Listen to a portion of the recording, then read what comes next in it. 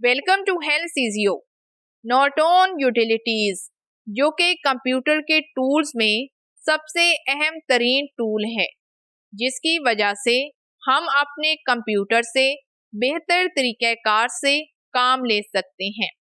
अब ये Norton utilities से क्या मुराद है, ये कैसे काम करता है, ये सारी डिटेल इसी लेक्चर में जानने की कोशिश करेंगे। What is Norton Utilities and how it perform their duty? सबसे पहले ये जानने की कोशिश करते हैं कि नॉर्टन यूटिलिटीज से क्या मुराद है और ये कैसे काम करता है। और ये सारी डिटेल जानने के लिए पहले स्लाइड को रीड कर लेते हैं। Norton utilities help to boost your computer's performance by offering comprehensive system management and registry tool। Norton utilities computer को बेहतर तरीके से काम करने में मदद करता है और ये इसकी परफॉर्मेंस को बढ़ाता भी है। असल में नॉर्टन यूटिलिटीज पेचीदा मैनेजमेंट के निज़ाम और रजिस्ट्री टूल को पेश करके कंप्यूटर की परफॉर्मेंस को बढ़ाता है। We can use following three main tools to manage and boost the performance and keep our computers running optimally। हम कंप्यूटर की कारकर्दगी को मनज़्ज़म करने और बढ़ाने और अपने कंप्यूटर को बेहतरीन तरीक़ाकार से चलाने के लिए तीन अहम टूल्स का इस्तेमाल करते हैं, जिसमें हमारे पास सबसे पहले नंबर पर है परफॉर्मेंस और दूसरे नंबर पर है प्राइवेसी और तीसरे नंबर पर है रिकवरी। आने वाली स्लाइड्स में हम इन तीनों को डिटेल के साथ जानने की कोशिश करेंगे, लेकिन इससे पहले आपसे गुजारिश है कि अगर आपने अभी तक चैनल को सब्सक्राइब नहीं किया हुआ तो जल्दी से सब्सक्राइब कर लें ताकि आने वाले तमाम लेक्चर्स आपको टाइम पर मिल सके। सबसे पहले नंबर पर है performance. We can use following tools under the performance menu to enhance the performance of your computer system। Norton utilities को मज़ीद डिटेल के साथ जानने के लिए हम उसके अंदर आने वाले मज़ीद तीन टूल्स को डिटेल के साथ डिस्कस करते हैं, जिसमें हमारे पास पहले नंबर पर है परफॉर्मेंस, जिससे मुराद ये है कि कोई भी कंप्यूटर किस तरह से काम करता है।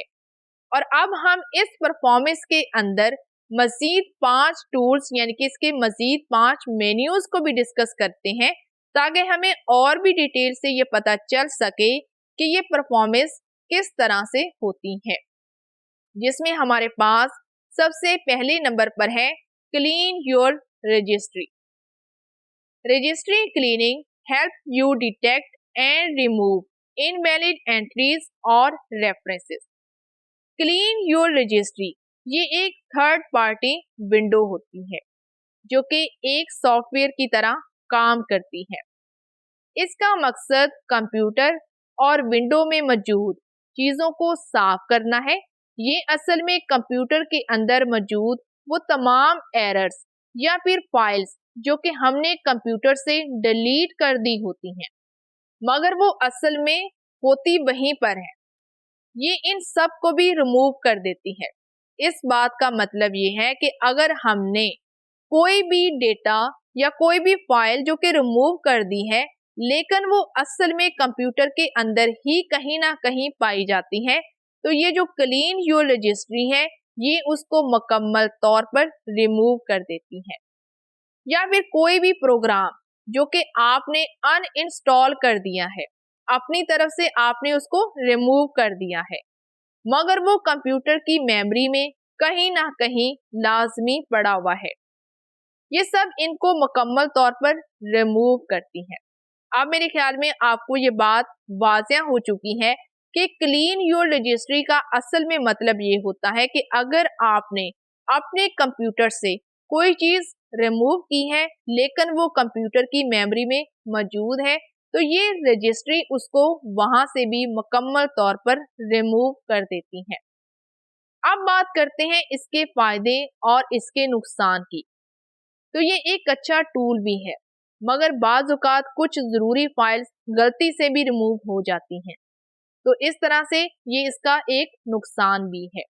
इसके बाद दूसरे नंबर पर है कंपैक्ट योर रजिस्ट्री, पुरानी फाइल्स को नई फाइल्स में तब्दील कर देना, और ये भी इसका एक अहम और बहुत ही ज़रूरी टूल है। इसके बाद चलते हैं तीसरे पॉइंट पर, defragment disk, where defragmentation is a process by which fragmented files that are stored on a disk are rearranged by the best performance। महफूज किए हुए डेटा को सही से तरतीब लगाना ये डीफ्रैगमेंट डिस्क कहलाता है। डीफ्रैगमेंटेशन का मतलब ये है कि किसी भी चीज को तरतीब के साथ लगाना। जहां पर हम डीफ्रैगमेंटेशन का प्रोसेस करते हैं, ये असल में एक ऐसा अमल होता है जिसके जरिए डिस्क पर महफूज शुदा फाइलों को बेहतरीन कारकर्दगी के लिए दोबारा तरतीब दिया जाता है। इसके बाद हमारे पास चौथे नंबर पर है ऑप्टिमाइज विंडो। किसी भी कंप्यूटर की परफॉर्मेंस का सबसे अहम रोल उसकी विंडो को ऑप्टिमाइज करना होता है, जो कि बाज़ औक़ात ऑटोमेटिकली होता है और बाज़ औक़ात ये आपकी परमिशन भी मांगता है। इसके बाद हमारे पास पांचवें नंबर पर है boost your Windows starts up, and if your system takes a long time to start up, boost your Windows startup option will help for spreading up the Windows startup. ये जो पांचवा और आखिरी परफॉर्मेंस का menu है, ये इंतहाई अहमियत का हामिल है। अगर आपकी विंडोज सही से काम ना कर रही हो, या फिर वो शुरुआत होने में, यानी कि जैसे कंप्यूटर को ऑन करें और उसको ऑन करने के बाद अगर वो लंबा अरसा आपसे ले रही है, तो इस बात का मतलब ये है कि आपने अब विंडो को सही तरह से ऑप्टिमाइज करना है, उसको अपडेट करना है। अपडेट करने से ये होगा कि कंप्यूटर के अंदर मौजूद जितने भी वायरसेस वगैरह हैं, वो सब भी रिमूव हो जाएंगे और वो तमाम चीज़ें जिसकी अब ज़रूरत नहीं है वो भी वहाँ से खारिज हो जाएंगी, और इस तरह से कंप्यूटर के अंदर जो विंडो की गई है उसकी मदद से आपका जो कंप्यूटर है उसकी रफ्तार भी तेज हो जाएगी और वो जल्दी से अच्छी परफॉर्मेंस आपको देगा। इसके बाद दूसरे नंबर पर है privacy. Computer saves history of all events whenever we use computer for general purpose like working on files और surfing internet। जब भी हम कंप्यूटर को आम मकसद के लिए इस्तेमाल करते हैं, जैसे कि फाइलों पर काम करना या फिर इंटरनेट पर किसी भी चीज को तलाश करना, कंप्यूटर इन तमाम वाकयात यानी कि हिस्ट्री को महफूज करता है और ये इंतहाई अहम तरीन इकदाम भी है। This function allows to clean and manage the following points। अब हम प्राइवेसी के अंदर मजीद कुछ और इफ़ाल को जानने की कोशिश करते हैं कि किस तरह से नॉर्टन यूटिलिटीज कंप्यूटर को साफ करते हैं और किस तरह से कंप्यूटर के डेटे को मैनेज करने में हेल्प आउट करते हैं, जिसमें हमारे पास सबसे पहले नंबर पर है डॉक्यूमेंट हिस्ट्री। बाज़ औक़ात ऐसा होता है कि हम अपना काम वहीं पर छोड़ के चले जाते हैं, तो इस तरह से कंप्यूटर के अंदर जो प्राइवेसी वाला ऑप्शन होता है ये इंतहाई अहमियत का हामिल होता है। ये कंप्यूटर की फाइल्स की तमाम तर हिस्ट्री को स्टोर करता है, और अगर आपको ये लगे कि इसी डेटा को मुझे दोबारा फिर से एडिट करना है, तो आप इस ऑप्शन की मदद से तमाम तर वो फाइल्स जो कि आपकी तरफ से बिल्कुल ज़ाया हो चुकी हैं वो हिस्ट्री से दोबारा निकाली जा सकती हैं। इसके बाद हमारे पास दूसरे पॉइंट पर है फाइंड एंड सर्च हिस्ट्री। अगर आपने कोई भी चीज़ 2 माह पहले, चले इतनी भी डिटेल नहीं करते, अगर आपने कोई भी चीज़ 1 हफ्ता पहले, 2 दिन पहले अगर आपने तलाश की हुई है और अब आप ये चाहते हैं कि कंप्यूटर पर आज की तारीख में दोबारा फिर से उसी चीज़ को तलाश करें और उसी चीज़ के ऊपर आप रिसर्च करें, तो इस सूरत में आप हिस्ट्री के ऑप्शन के अंदर जाके उन तमाम डेटा को फिर से तलाश कर सकते हैं। तीसरे नंबर पर है स्कैन दिस टेम्परेरी फाइल्स। पुरानी फाइल्स जो कि टेम्परेरी फाइल्स होती हैं उनको फिर से स्कैन भी किया जा सकता है। चौथे नंबर पर है क्लिपबोर्ड कंटेंट्स और अगले नंबर पर है रन हिस्ट्री। अगर आपको दोबारा फिर से अपने कंटेंट को वापस लेके आना है और अपनी हिस्ट्री को दोबारा फिर से देखना है तो इस ऑप्शन के जरिए आप बाआसानी देख सकते हैं। इसके बाद एफ नंबर पर है टेम्परेरी फाइल्स डायरेक्टरी। जी पॉइंट पर है रिसाइकल बिन। अब हम यहाँ पर ये जानने की कोशिश करते हैं कि अगर हमने कोई भी डेटा डिलीट कर दिया है तो क्या वो कहीं ना कहीं मौजूद होगा। तो बिल्कुल ऐसा ही है। कंप्यूटर्स आपके तमाम तर डिलीट डेटा को रिसाइकल बिन की फाइल के अंदर महफूज करता है और अगर आपको रिसाइकल बिन से दोबारा फिर से डेटा को रीस्टोर करना है तो आप बाआसानी दोबारा से रीस्टोर करके उस डेटा को महफूज भी कर सकते हैं। एच नंबर पर है ब्राउजर हिस्ट्री। अगर आप इंटरनेट के ऊपर किसी भी चीज को सर्च कर रहे हैं, तलाश कर रहे हैं और उसके बाद आपने कंप्यूटर को बंद कर दिया है तो इस सूरत में भी आप पुरानी हिस्ट्री को निकाल के दोबारा फिर से उन तमाम चीजों को तलाश भी कर सकते हैं। इसके बाद आखिरी पॉइंट है थर्ड पार्टी सॉफ्टवेयर ट्रेसेस। वो तमाम सॉफ्टवेयर्स जो कि आपके इस्तेमाल के लिए ज़रूरी नहीं है लेकिन अगर आपके कंप्यूटर के अंदर वो तमाम चीज़ें मौजूद हैं तो आप एक बार उनको ट्रेस करके उनका जायज़ा ले सकते हैं। इसके बाद तीसरे नंबर पर है रिकवरी, जिससे मुराद ये होता है कि खोई हुई चीज़ों को दोबारा से वापस लेकर आना। With the help of recovery option Norton utilities recover deleted files. Recovery option इंतहाई अहमियत का हामिल होता है। अगर आपने अपने कंप्यूटर या फिर लैपटॉप में से कोई भी डेटा या फिर कोई भी फाइल जो कि रिमूव कर दी है तो इस सूरत में नॉर्टन यूटिलिटीज ये मदद करता है कि आपकी जो डिलीटेड फाइल्स हैं वो दोबारा फिर से वापस आ जाए। तो इस तरह से ये इंतहाई अहमियत का हामिल भी है। This tool can also find duplicate files so that we can manage the capacity of our hard disk. We can also repairing drivers and uninstall the unused or unwanted softwares. ये टूल इतना ज़्यादा अहमियत का हामिल है कि अगर आपके computer के अंदर कोई फाइल 2 बार पड़ी हुई है तो आप इस टूल की मदद से दोबारा फिर से ये देख सकते हैं कि एक फाइल्स की कितनी कॉपीज कंप्यूटर के अंदर मौजूद हैं। और इसके अलावा अगर आपने कोई भी ड्राइवर दोबारा से रिपेयर करना है, यानी कि अगर वो सही से काम नहीं कर रहा और आप ये चाहते हैं कि एक बार उसको अनइंस्टॉल करके दोबारा फिर से उसको इस्तेमाल किया जाए, तो आप रिकवरी के ऑप्शन में जाके दोबारा फिर से तमाम तर ड्राइवर्स को और तमाम तर सॉफ्टवेयर्स को जो कि आप दोबारा से रिपेयर करना चाहते हो, उनको अनइंस्टॉल करना चाहते हो या फिर उनको रिमूव करना चाहते हो, तो ये तमाम ऑप्शंस आपको यहाँ पर बाआसानी मिल जाते हैं। अब हम ये जानने की कोशिश करते हैं कि ये जो तमाम पॉइंट्स हमने पढ़े हैं इन तमाम पॉइंट्स को आगे मज़ीद थोड़ा सा जानने की कोशिश करते हैं, जिसमें हमारे पास सबसे पहले नंबर पर है recover lost files. Recovery Norton utilities का एक ऐसा टूल है जिसकी मदद से हम अपनी खोई हुई फाइल्स को दोबारा फिर से हासिल कर सकते हैं। दूसरे नंबर पर है फाइंड डुप्लीकेट फाइल्स। अगर आपके कंप्यूटर में एक जैसी 2 या 3 फाइल्स मौजूद हैं तो आप बाआसानी रिकवरी की मदद से इन फाइल्स को भी देख सकते हैं और हो सकता है कि आपने अगर इनको डिलीट भी करना है तो आप इनको डिलीट भी कर सकते हैं।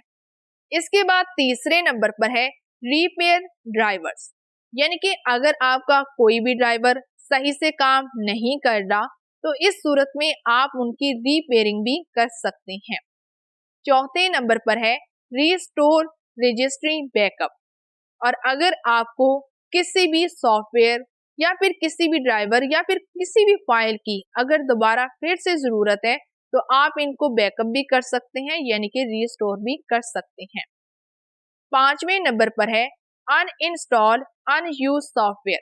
ऐसे वो तमाम सॉफ्टवेयर्स जिसकी अभी आपको ज़रूरत नहीं है, तो आप उनको बआसानी अनइंस्टॉल भी कर सकते हैं।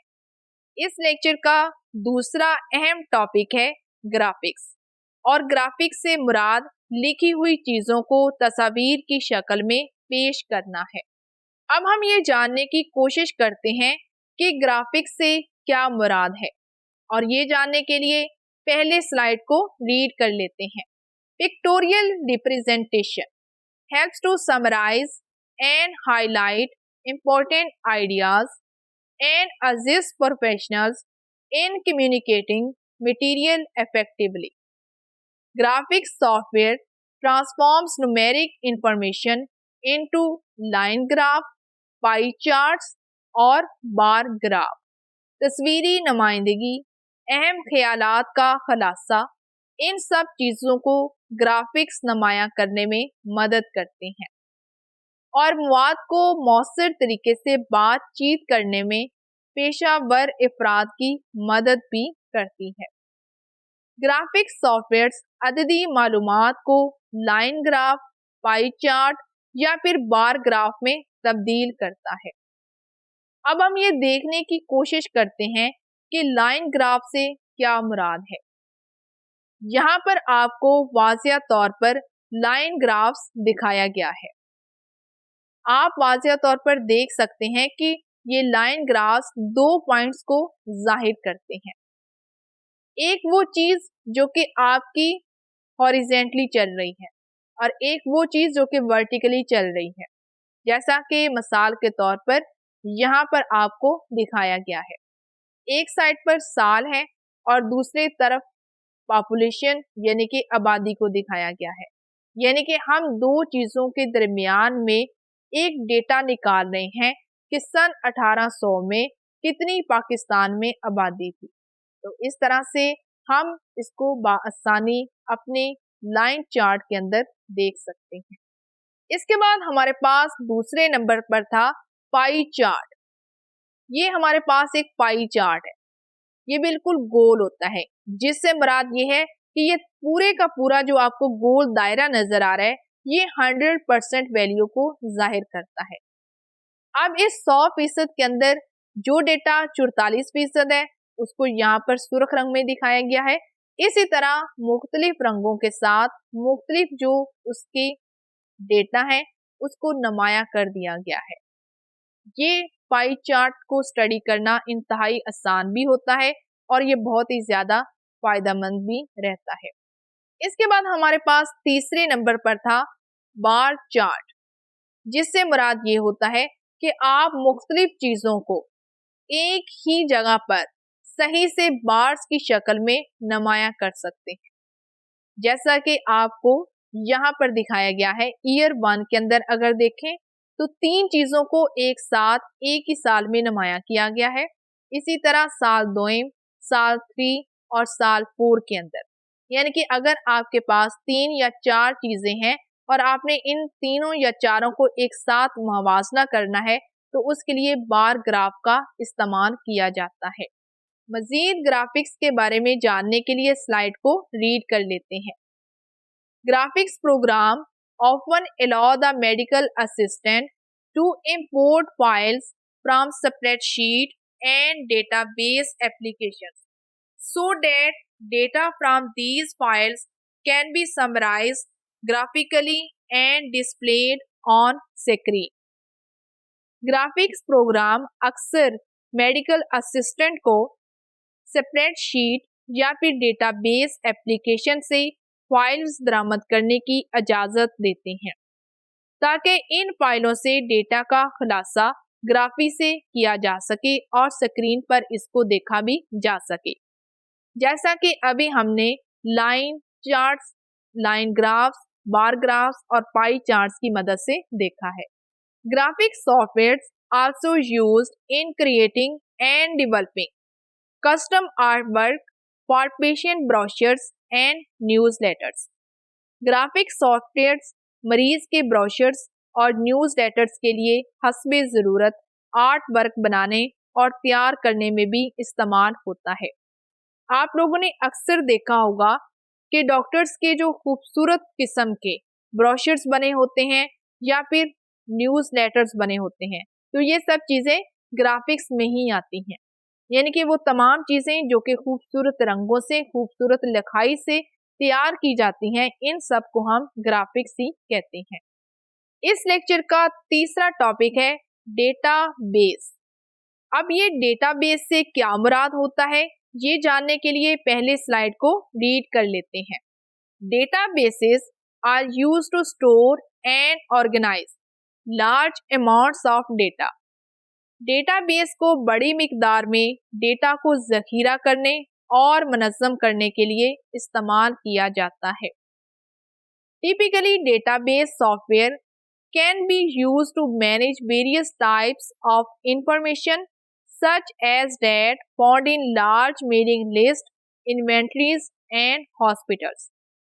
आम तौर पर डेटाबेस सॉफ्टवेयर्स को मुख्तलिफ किस्म की मालूमात का इंतज़ाम करने के लिए इस्तेमाल किया जाता है, जैसा कि ईमेल्स करना या फिर ईमेल्स की फहरिस्त को महफूज करना, इन्वेंट्रीज बनाना और हॉस्पिटल्स का डेटा वगैरह महफूज करना, ताकि आने वाले वक्त में ये जाना जा सके कि कितनी मेल्स की गई हैं, अद्वियात की क्या इन्वेंट्रीज हैं और अस्पताल में कितने मरीज आए हैं, कितने ठीक हो गए हैं और कितने यहाँ से खारिज किए गए हैं। Databases help you to enter, store, save, filter, retrieve and summarise the information, then generate meaningful reports. Database आपको मालूमात को दाखिल करने, ज़खीरा करने, महफूज करने, फिल्टर करने, डेटा को दोबारा वापस लाने और इकट्ठा करने में मदद करता है और फिर इसके बाद सही से रिपोर्ट्स तैयार करने में भी काफ़ी ज़्यादा मददगार साबित होता है। Common database programs includes Microsoft Access and Lotus Approach. आम तौर पर जो डेटाबेस के अंदर हम प्रोग्राम्स का इस्तेमाल करते हैं, इसमें शामिल है माइक्रोसॉफ्ट एक्सेस। अब ये माइक्रोसॉफ्ट एक्सेस से क्या मुराद है, इसको हम आने वाले लेक्चर्स में डिटेल के साथ जानने की कोशिश करेंगे, लेकिन यहाँ पर ये जानने की कोशिश करते हैं कि लोटस अप्रोच से क्या मुराद है। लोटस अप्रोच एक मुतलका डेटाबेस ही था जो कि कारोबारी मालूमात के इंतज़ाम, तज्ज़िया और रिपोर्टिंग में इस्तेमाल किया जाता था। यहाँ पर हमारा नॉर्टन यूटिलिटीज़, डेटाबेस और ग्राफिक्स का लेक्चर मुकम्मल हो गया है। उम्मीद है आपको इस लेक्चर की भी अच्छे से समझ आ गई होगी। अगर आपका कोई भी सवाल है तो आप कमेंट सेक्शन में पूछ सकते हैं। इसके अलावा आप हमसे फेसबुक पेज और इंस्टाग्राम पेज पर भी राब्ता कर सकते हैं।